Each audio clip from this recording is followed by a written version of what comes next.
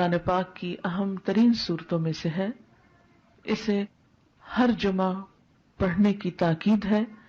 جو شخص اسے ہر جمعہ کے روز پڑھے اس کے بارے میں نبی صلی اللہ علیہ وسلم نے فرمایا کہ جو جمعہ کے دن اس کی تلاوت کرے گا تو آئندہ جمعے تک اس کے لیے ایک خاص نور کی روشنی رہے گی، یعنی اللہ تعالیٰ اسے اپنی طرف سے ایک خاص روشنی عطا کریں گے. اسی طرح اس کی ابتدائی 10 آیات اور آخری 10 آیات کی فضیلت احادیث میں بیان ہوئی ہے کہ جو ان کو یاد کرے گا اور پڑھے گا وہ فتنہ دجال سے محفوظ رہے گا.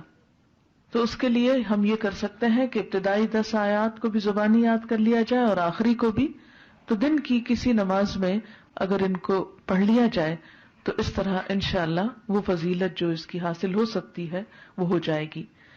حضرت عائشہ رضی اللہ عنہا کی روایت سے حدیث میں آیا ہے، اور یہ حدیث بھی ضعیف جداً ہے، صرف ضعیف نہیں بلکہ ضعیف بھی بہت زیادہ ضعیف ہے، لیکن اس کا آخری حصہ جو ہے وہ صحیح مسلم میں آیا ہے، وہ میں وہاں آپ کو بیان کر دوں گی.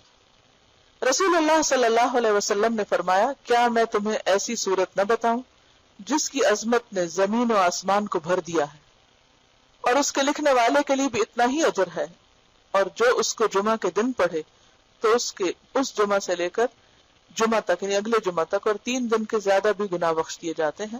اور جو آدمی سوتے وقت اس کی آخری 5 آیتیں پڑھے تو وہ رات کے جس حصے میں بھی اٹھنا چاہے گا اللہ اسے اٹھائے گا. تو لوگوں نے کہا ہاں اللہ کے رسول صلی اللہ علیہ وسلم ضرور بتائیے، تو آپ نے فرمایا سورت کہا. بہرحال ایک اور حدیث میں، اب یہ جو حدیث ہے یہ صحیح مسلم کی ہے، کہ جو اسے جمعہ کے دن یا جمعہ کی رات میں پڑھے گا، یعنی جمعہ کی رات وہی جو جمعہ سے پہلے آ جاتی، وہ فتنے سے محفوظ رہے گا. اور ایک اور بات سے پتہ چلتا ہے کہ فتنہ دجال سے محفوظ رہے گا. اور اس کی جو پہلی 10 آیتوں سے متعلق حدیث ہے وہ بھی صحیح ہے کہ جو شخص اس کی پہلی 10 آیتیں پڑھے گا، یاد کرے گا، وہ فتنہ دجال سے محفوظ رہے گا. اسی طرح اس کے پڑھنے سے گھر میں سکینت اور برکت نازل ہوتی ہے. ایک مرتبہ ایک صحابی نے سورہ کہف پڑھی، گھر میں ایک جانور بھی تھا، وہ بدکنا شروع ہو گیا. انہوں نے غور سے دیکھا کہ کیا بات ہے، یعنی میں قرآن پڑھ رہا ہوں اور قرآن پڑھنے سے تو ظاہر ہے سکون نازل ہوتا ہے، یہ جانور کو کیا ہو گیا جو اچھل کود کر رہا ہے. تو انہیں ایک بادل نظر آیا جس نے انہیں ڈھانپ رکھا تھا. صحابی نے اس واقعے کا ذکر حضور اکرم صلی اللہ علیہ وسلم سے کیا تو آپ صلی اللہ علیہ وسلم نے فرمایا، اسے پڑھا کرو، قرآن پڑھتے وقت سکینت نازل ہوتی ہے. ہمارے گھرانوں میں سکون کیوں نہیں رہا؟ اس میں بہت سی وجوہات میں سے ایک وجہ یہ بھی ہے کہ میوزک کی آوازیں تو دن رات بلند ہوتی ہیں لیکن قرآن کی تلاوت کی آواز کم ہی سنائی دیتی ہے.